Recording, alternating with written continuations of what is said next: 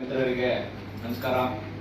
ಇವತ್ತಿನ ಪತ್ರಿಕಾಗೋಷ್ಠಿಯ ವಿಚಾರ ಕೆಆರ್ಎಸ್ ಪಕ್ಷದಿಂದ ಕರ್ನಾಟಕಕ್ಕಾಗಿ ನಾವು ಅನ್ನುವ ಒಂದು ಬೈಕ್ ಜಾಥಾವನ್ನು ಇದೇ ತಿಂಗಳ ಫೆಬ್ರವರಿ 19ರಿಂದ ಬೆಂಗಳೂರು ಗ್ರಾಮಾಂತರ ಜಿಲ್ಲೆಯ ದೇವನಹಳ್ಳಿಯಲ್ಲಿ ಶುರು ಮಾಡಿ ಈ ಒಂದು 13 ದಿನದ ಕಾರ್ಯಕ್ರಮ ರಾಜ್ಯಾದ್ಯಂತ 31 ಜಿಲ್ಲೆಗಳನ್ನ ಸೇರಿ 29 ಜಿಲ್ಲಾಡಳಿತ ಪ್ರದೇಶಗಳಿಗೆ ಭೇಟಿ ನೀಡಿ ಅಲ್ಲಿ ಒಂದು ಸಾರ್ವಜನಿಕ ಸಭೆಯನ್ನ ಮಾಡೋದ್ರ ಮೂಲಕ ಕನಿಷ್ಠ ಅಂದ್ರೆ ಒಂದು 50ಕ್ಕಿಂತಲೂ ಹೆಚ್ಚು ತಾಲೂಕು ಪ್ರದೇಶಗಳಿಗೆ ಭೇಟಿಯನ್ನ ನೀಡುವಂತದ್ದು ಮತ್ತು 84ಕ್ಕೂ ಹೆಚ್ಚು ಪಟ್ಟಣ ಪ್ರದೇಶಗಳಿಗೆ ನಮ್ಮ ಕೆಆರ್ಎಸ್ ಪಕ್ಷದ ಬೈಕ್ ಜಾಥಾ ಸಂಚರಿಸಲಿದೆ. ಸೊ ಈ ಒಂದು 13 ದಿನಗಳ ಕಾರ್ಯಕ್ರಮದ ಬೈಕ್ ಜಾಥಾದ ಕಾರ್ಯಕ್ರಮ ಕನಿಷ್ಠ 3000ಕ್ಕೂ ಹೆಚ್ಚು ಕಿಲೋಮೀಟರ್ಗಳ ಕಾರ್ಯಕ್ರಮ ಬೈಕ್ ಜಾಥಾವಾಗಿರುತ್ತೆ. ಇದು ಮಾರ್ಚ್ ತಿಂಗಳ 2ನೇ ತಾರೀಕು ನೆಲಮಂಗಲದಲ್ಲಿ ಈ ಒಂದು ಬೈಕ್ ಜಾಥಾ ಸಮಾರೋಪಗೊಳ್ಳಲಿದೆ. ಸೊ ಇನ್ನು 19ನೇ ತಾರೀಕು ಕಾರ್ಯಕ್ರಮ ಶುರುವಾಗಿ ಈ ಒಂದು ಕರ್ನಾಟಕಕ್ಕಾಗಿ ನಾವು ಒಂದು ಬೈಕ್ ಜಾಥಾದ ಕಾರ್ಯಕ್ರಮ ಉದ್ದೇಶ ಏನು ಅಂದ್ರೆ, ಸೊ ನಮ್ಗೆಲ್ಲ ಗೊತ್ತಿದೆ, ಭ್ರಷ್ಟಾಚಾರ, ಸ್ವಜನ ಪಕ್ಷಪಾತ, ದುರಾಡಳಿತದ ಮೂಲಕ ರಾಜ್ಯದ ಜನರಿಗೆ ನಿರಂತರವಾಗಿ ದ್ರೋಹ ಮಾಡುತ್ತಿರುವ ರಾಷ್ಟ್ರೀಯ ಪಕ್ಷಗಳಾದ ಕಾಂಗ್ರೆಸ್, ಬಿಜೆಪಿ ಮತ್ತು ಜೆಡಿಎಸ್ ಪಕ್ಷಗಳನ್ನು ತಿರಸ್ಕರಿಸಿ ಮತ್ತು ರಾಜ್ಯದ ಏಕೈಕ ಪ್ರಾಮಾಣಿಕ ಮತ್ತು ಪ್ರಾದೇಶಿಕ ಪಕ್ಷವಾದ ಕರ್ನಾಟಕ ರಾಷ್ಟ್ರ ಸಮಿತಿ ಪಕ್ಷವನ್ನು ಬೆಂಬಲಿಸಿ ಎಂದು ರಾಜ್ಯದ ಜನರನ್ನು ಕೋರಲು ಹಾಗೂ ಸ್ವಚ್ಛ, ಪ್ರಾಮಾಣಿಕ, ಜನಪರ ಪ್ರಾದೇಶಿಕ ರಾಜಕಾರಣದ ಕುರಿತು ಜನಜಾಗೃತಿ ಮೂಡಿಸಲು ಇದೇ 19 ಫೆಬ್ರವರಿ 24ರಿಂದ ಕರ್ನಾಟಕ ರಾಷ್ಟ್ರ ಸಮಿತಿ ಪಕ್ಷವು ಕರ್ನಾಟಕಕ್ಕಾಗಿ ನಾವು ಎನ್ನುವ ಹೆಸರಿನಲ್ಲಿ ರಾಜ್ಯವ್ಯಾಪಿ ಬೈಕ್ ಜಾಥಾ ಹಮ್ಮಿಕೊಂಡಿದೆ. ಇದರ ಒಂದು ಹಿನ್ನೆಲೆ ಹೇಗೆ ಅಂದ್ರೆ, ನಮ್ಮ ಪಕ್ಷ ಶುರುವಾದಂತಹ ಸಂದರ್ಭದಲ್ಲಿ 2021ರ ಇಸ್ವಿಯಲ್ಲಿ ಆಗಸ್ಟ್ ಮತ್ತು ಸೆಪ್ಟೆಂಬರ್ ತಿಂಗಳಲ್ಲಿ ಅವಾಗಿದ್ದಂತ ನಮ್ಮ ರಾಜ್ಯ ಸಮಿತಿಯ ಪದಾಧಿಕಾರಿಗಳು ಹಾಗೂ ಹಲವು ಸೇನಾನಿಗಳು ಸೇರ್ಕೊಂಡು ರಾಜ್ಯವ್ಯಾಪಿ ಅವರು ಕೂಡ 32 ದಿನಗಳ ಒಂದು ಬೈಕ್ ಸಂಚಾರವನ್ನ ಮಾಡಿರ್ತಾರೆ, ಬೈಕ್ ಜಾಗೃತಿಯನ್ನ ಮಾಡಿರ್ತಾರೆ. ಸೊ ಆ ಒಂದು ಸಂದರ್ಭದಲ್ಲಿ 32 ದಿನಗಳಲ್ಲಿ 31 ಜಿಲ್ಲೆ ಕನಿಷ್ಠ 3,500ಕ್ಕಿಂತಲೂ ಹೆಚ್ಚು ಕಿಲೋಮೀಟರ್ಗಳ ಉದ್ದದ ಪ್ರಯಾಣ ಮಾಡಿರ್ತಾರೆ. ಸೊ ಅದೇ ಒಂದು ಸಂದರ್ಭದಲ್ಲಿ ಆ ಒಂದು ಜಾಥಾ ಏನ್ ನಡೀತು, ಅದು ಭ್ರಷ್ಟರೇ ಪವಿತ್ರ ರಾಜಕಾರಣವನ್ನ ಬಿಟ್ಟು ತೊಲಗಿ ನಾಡ ಪ್ರೇಮಿಗಳೇ ಪ್ರಾಮಾಣಿಕ ರಾಜಕಾರಣಕ್ಕೆ ಮುಂದಾಗಿ ಅನ್ನುವ ಒಂದು ಘೋಷವಾಕ್ಯವನ್ನ ಇಟ್ಕೊಂಡು ರಾಜ್ಯಾದ್ಯಂತ ಕೆಆರ್ಎಸ್ ಪಕ್ಷ ಸಂಚಾರವನ್ನ ಮೂಡಿಸಿ ಕನಿಷ್ಠ 63ಕ್ಕೂ ಹೆಚ್ಚು ತಾಲೂಕು ಕಚೇರಿಗಳಿಗೆ ಭೇಟಿ ನೀಡಿ ಲಂಚ ಮುಕ್ತ ಅಭಿಯಾನವನ್ನ ಮಾಡಿದ್ದು ಎಲ್ಲ ಗಮನಿಸಿದಾರ. ಸೊ ಆ ಒಂದು ಲಂಚ ಮುಕ್ತ ಅಭಿಯಾನಗಳ ಮೂಲಕ ಕೆಆರ್ಎಸ್ ಪಕ್ಷ ಒಂದು ಸ್ವಚ್ಛ, ಪ್ರಾಮಾಣಿಕ ರಾಜಕಾರಣವನ್ನ ಮಾಡ್ತಾ ಇರುವಂತಹ ಕೆಆರ್ಎಸ್ ಪಕ್ಷ ಭ್ರಷ್ಟಾಚಾರ ವಿರುದ್ಧ ಹೋರಾಟ ಮಾಡ್ತಾ ಇದೆ ಅನ್ನೋದನ್ನ ಜನರು ಅಪ್ಪಿಕೊಂಡಿರುವಂತಹ ವಿಚಾರ ನಿಮಗೆಲ್ಲ ಗೊತ್ತಿದೆ. ಸೊ ಇದೇ ಒಂದು ಸಂದರ್ಭದಲ್ಲಿ ಆ ಒಂದು 2021ರಲ್ಲಿ ನಡೆದಂತ ಒಂದು ಬೈಕ್ ಜಾಥಾದ ಕಾರಣದಿಂದಾಗಿ ನಮ್ಮ ಕೆಆರ್ಎಸ್ ಪಕ್ಷಕ್ಕೆ ಸಾಕಷ್ಟು ಬಲ ಬಂತು. ಹಲವು ನಾಯಕರುಗಳು ಉಂಟಾದ್ರು. ಅದೇ ಒಂದು ನಿಟ್ಟಿನಲ್ಲಿ ಸಾಕಷ್ಟು ಸಹಸ್ರಾರು ಸಂಖ್ಯೆಯಲ್ಲಿ ಕೆಆರ್ಎಸ್ ಪಕ್ಷದ ಸದಸ್ಯತ್ವವನ್ನು ಪಡೆದುಕೊಂಡು ನಾಡಿನಾದ್ಯಂತ ಕೆಆರ್ಎಸ್ ಪಕ್ಷಕ್ಕೆ ಸಹಸ್ರಾರು ಜನರು ದೇಣಿಗೆಯನ್ನು ಕೊಟ್ಟಿರುವುದನ್ನು ಗಮನಿಸಿರ್ತಾರೆ. ಇದೆಲ್ಲ ಒಟ್ಟಾರೆಯಾಗಿ ಈ ಒಂದು ಅಂಶಗಳಿಂದ ಕೆಆರ್ಎಸ್ ಪಕ್ಷ ಕಳೆದ ಬಾರಿ 2019ರಲ್ಲಿ 195 ವಿಧಾನಸಭಾ ಕ್ಷೇತ್ರಗಳಲ್ಲಿ ಸ್ಪರ್ಧೆ ಮಾಡಲಿಕ್ಕೆ ಸಾಧ್ಯವಾಯಿತು. ಅದನ್ನೇ ಕೂಡ ಒಂದು ಯಾವುದೇ ರೀತಿಯ ಕೋಮು ವಿಚಾರಗಳನ್ನ ಇಟ್ಕೊಳ್ಳದೇನೆ ಹಣ ಹೆಂಡ ಹಂಚಿದೆ ಒಂದು ಸ್ವಚ್ಛ, ಪ್ರಾಮಾಣಿಕ, ಫ್ರೀ ಅಂಡ್ ಫೇರ್ ಎಲೆಕ್ಷನ್ ಒಂದು ರೂಪರೇಷೆಯಲ್ಲಿ ನಾವು ಪ್ರಾಮಾಣಿಕವಾಗಿ ನಾವು ಒಂದು ವಿಧಾನಸಭಾ ಚುನಾವಣೆಯಲ್ಲಿ ಪಾಲ್ಗೊಂಡಿದ್ದನ್ನ ಗಮನಿಸಿದರೆ. ಸೊ ಹಾಗಾಗಿ ಇದೇ ಒಂದು ನಿಟ್ಟಿನಲ್ಲಿ ನಾವು ಈಗ ಮಾಡ್ತಾ ಇರುವಂತಹ ಜಾಥಾವು ಕೂಡ ಮುಂದೆ ಬರ್ತಾ ಇರುವಂತಹ ಲೋಕಸಭಾ ಚುನಾವಣೆಯಲ್ಲಿ ಮನದಲ್ಲಿ ಇಟ್ಕೊಂಡು ತದನಂತರದಲ್ಲಿ ಜುಲೈ ಅಥವಾ ಆಗಸ್ಟ್ ತಿಂಗಳಲ್ಲಿ ಜಿಲ್ಲಾ ಪಂಚಾಯತ್, ತಾಲೂಕ್ ಪಂಚಾಯತ್ ಚುನಾವಣೆಗಳು ಬರ್ತವೆ. ಮತ್ತೆ ಅದನ್ನ ಮುಂದುವರಿಸಿ ಸ್ಥಳೀಯ ಆಡಳಿತದ ಚುನಾವಣೆಗಳು ಬರ್ತವೆ. ಸೊ ಇವೆಲ್ಲದಕ್ಕೂ ಅಭ್ಯರ್ಥಿಗಳನ್ನ ಹುಡುಕುವಂತ ಒಂದು ಕೆಲಸ ನಡೆಯುತ್ತೆ. ಮತ್ತೆ ಇದೇ ಸಂದರ್ಭದಲ್ಲಿ ಕೆಆರ್ಎಸ್ ಪಕ್ಷ ಸಾಕಷ್ಟು ಸಮಯದಿಂದ ನಡೆದು ಬರ್ತಾ ಇದೆ. ಕೆಆರ್ಎಸ್ ಪಕ್ಷ ಅಧಿಕಾರಕ್ಕೆ ಬಂದಂತ ಸಂದರ್ಭದಲ್ಲಿ ಯಾವೆಲ್ಲ ಕಾರ್ಯಕ್ರಮಗಳನ್ನ ಮಾಡ್ತೀವಿ ಅನ್ನೋ ಹಕ್ಕೊತ್ತೆಗಳನ್ನು ನಾವು ಸಾರ್ವಜನಿಕರಿಗೆ ಹೇಳ್ಕೊ ಬರ್ತಾ ಇದೀವಿ. ಸೊ ಏನಂದ್ರೆ, ಅದರಲ್ಲೂ ಶಿಕ್ಷಣ ಇಲಾಖೆಗಳಲ್ಲಿ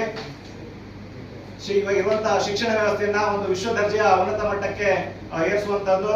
ಮತ್ತೆ ಪ್ರತಿಯೊಂದು ಜಿಲ್ಲೆಯಲ್ಲಿ ಎಲ್ಲೆಲ್ಲಿ ಜಸ್ಟ್ ಹಾಸ್ಪಿಟಲ್ಗಳು ಇದೆಯೋ, ಜಿಲ್ಲಾ ಹಾಸ್ಪಿಟಲ್ಗಳು ಇದೆಯೋ, ಅದು ಕಾಲೇಜು ಸೇರಿದಂತೆ ಹಾಸ್ಪಿಟಲ್ಗಳಾಗಬೇಕು. ಆ ನಿಟ್ಟಿನಲ್ಲಿ ಪ್ರತಿಯೊಂದು ತಾಲೂಕುಗಳಲ್ಲಿ ಮಲ್ಟಿ ಸ್ಪೆಷಾಲಿಟಿ ಆಸ್ಪತ್ರೆಗಳಾಗಬೇಕು. ಅದು ಉತ್ತಮವಾಗಿ ಒಂದು ಸರಿಯಾದ ರೀತಿಯಲ್ಲಿ ಒಂದು ವ್ಯವಸ್ಥೆಯಲ್ಲಿ ಇರುವಂತದ್ದು ಆಗ್ಬೇಕು ಅನ್ನೋದನ್ನ ನೋಡ್ತಾ ಇದೀವಿ. ಮತ್ತೆ 1,00,000ಕ್ಕಿಂತಲೂ ಹೆಚ್ಚು ಈ ಒಂದು ರಾಜ್ಯದಲ್ಲಿ ಒಂದು ಉದ್ಯೋಗದ ವಿಚಾರಕ್ಕೆ ಬಂದಾಗ ಈಗಿನ ಸರ್ಕಾರಗಳು ಬಹಳಷ್ಟು ವಿಳಂಬಗಳನ್ನು ಮಾಡಿರೋದನ್ನ ಗಮನಿಸಿದ್ದೀರಾ.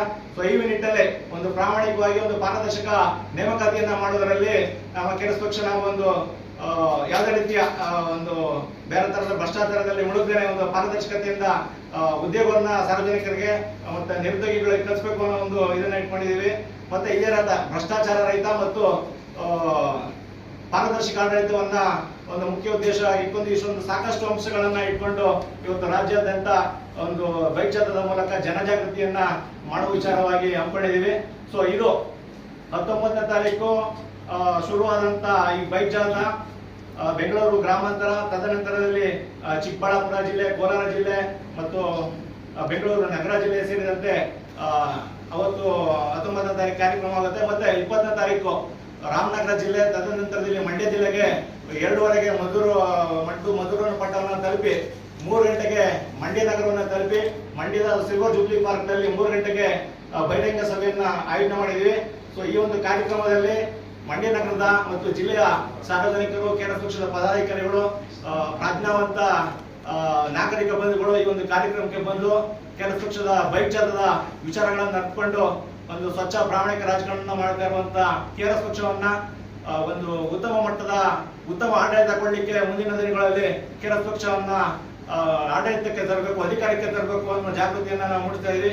ಹಾಗಾಗಿ ಮಂಡ್ಯ ಜಿಲ್ಲೆಯ ಜನತೆ ಹಾಗೂ ಕೆರೆಸ್ ಪಕ್ಷದ ಸೇನಾನಿಗಳು, ಪದಾಧಿಕಾರಿಗಳು ಈ ಒಂದು ಕಾರ್ಯಕ್ರಮಕ್ಕೆ ಬಂದು ಬೆಂಬಲ ಕೊಡಬೇಕು ಅಂತ ನಾವು ಕೇಳ್ತಾ ಇದ್ದೀನಿ. ಇದೇ ಸಂದರ್ಭದಲ್ಲಿ ಎಲ್ಲ ಮಾಧ್ಯಮಿಕರು ಕೂಡ ದಯಮಾಡಿ ಮಂಗಳವಾರ 20ನೇ ತಾರೀಕು 3 ಗಂಟೆಗೆ ಬನ್ನಿ.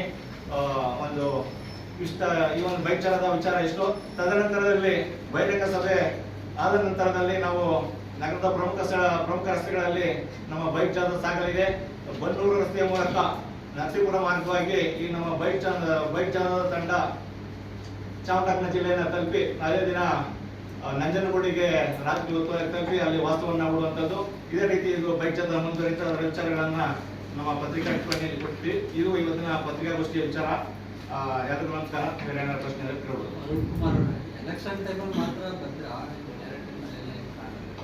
ಇಲ್ಲ, ನಾವು ಎಲೆಕ್ಷನ್ ಟೈಮಲ್ಲಿ ಅಂತಲ್ಲ, ನೀವು ಕೆಲವೊಂದು ನಮ್ಮ ಫೇಸ್ಬುಕ್ ಪೇಜ್ಗಳನ್ನ ಗಮನಿಸಿದ್ರೆ ನಾವು ಯಾವುದೇ ಸಂದರ್ಭದಲ್ಲಿ ಜಿಲ್ಲಾಡಳಿತ ಕಚೇರಿ ಇರ್ಬೋದು, ತಾಲೂಕು ಕಚೇರಿ ಇರ್ಬೋದು, ಅಥವಾ ಜಿಲ್ಲಾ ಪಂಚಾಯತ್ ಆಫೀಸ್ಗಳು ಇರ್ಬೋದು, ಇವನ್ ಗ್ರಾಮ ಪಂಚಾಯತ್ ಆಫೀಸ್ಗಳು ಇರ್ಬೋದು, ಹಲವಾರು ಕಡೆ ಕಾರ್ಯಕ್ರಮಗಳನ್ನ ಮಾಡ್ತಾ ಇದ್ದೀವಿ. ಈಗ ನೀವೇ ಹೇಳ್ತೀರಿ ಲೋಕಸಭೆ ಚುನಾವಣೆ ಹಿನ್ನೆಲೆಯಲ್ಲಿ ಜಿಲ್ಲಾ ಪಂಚಾಯತ್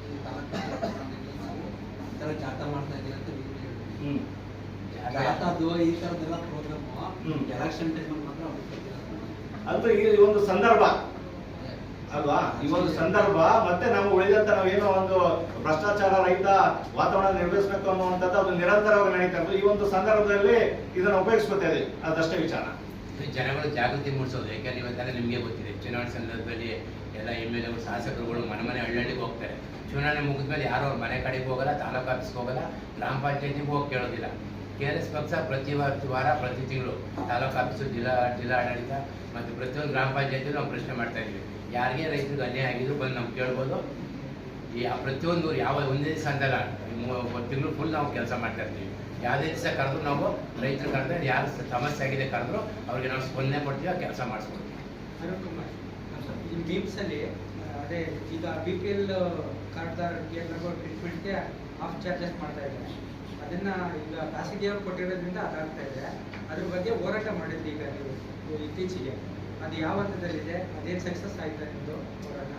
ಅದು ನಾವು ನೀವು ಹೇಳ್ತಾ ಇರೋದು ನಿಜ. ನಾವು ಇದೇ ಜನವರಿ ತಿಂಗಳ 9ನೇ ತಾರೀಕು ಅವತ್ತು ನಾವು ಕರೋನಾ ಸೇವಕರ ನಾಗಣ್ಣ ಅವರು ಮತ್ತೆ ನಮ್ಮ ತಂಡ ಎಲ್ಲ ಹೋಗಿ ಅಲ್ಲಿನ ವ್ಯವಸ್ಥೆಗಳನ್ನ ಸರಿಪಡಿಸುವ ನಿಟ್ಟಿನಲ್ಲಿ ಅಲ್ಲಿನ ಡೈರೆಕ್ಟರ್ಗಳಿಗೆ ಮತ್ತು ಅಲ್ಲಿನ ಪ್ರಾಂಶುಪಾಲರಿಗೆ ಮಾಹಿತಿ ಕೊಟ್ಟಿದ್ವಿ. ಅದನ್ನ ಮುಂದುವರೆದಿ ಅದನ್ನ ಯಾವ ಹಂತದಲ್ಲಿ ನಾವು ಸರಿ ಮಾಡಿದ್ವಿ ಅನ್ನೋದ್ರ ಬಗ್ಗೆ ಮಾಹಿತಿ ತೆಗೆದುಕೊಳ್ಬೇಕು. ಅವರು ಸಕಾರಾತ್ಮಕವಾಗಿ ಈ ಒಂದು ಜಿಲ್ಲಾಡಳಿತಕ್ಕೂ ನಾವು ಮಾಹಿತಿ ಕೊಟ್ಟಿರೋದ್ರಿಂದ ಇಲ್ಲ ಒಂದಷ್ಟು ನೀವು ಹೇಳುವಂತ ವಿಚಾರಗಳು ಆಲ್ರೆಡಿ ನಾವು ಕಾರ್ಯಪ್ರವೃತ್ತರಾಗಿದ್ವಿ.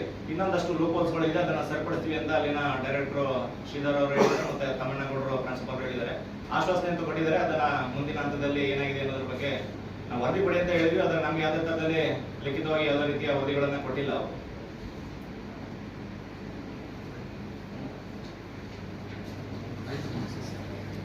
ಧನ್ಯವಾದಗಳು.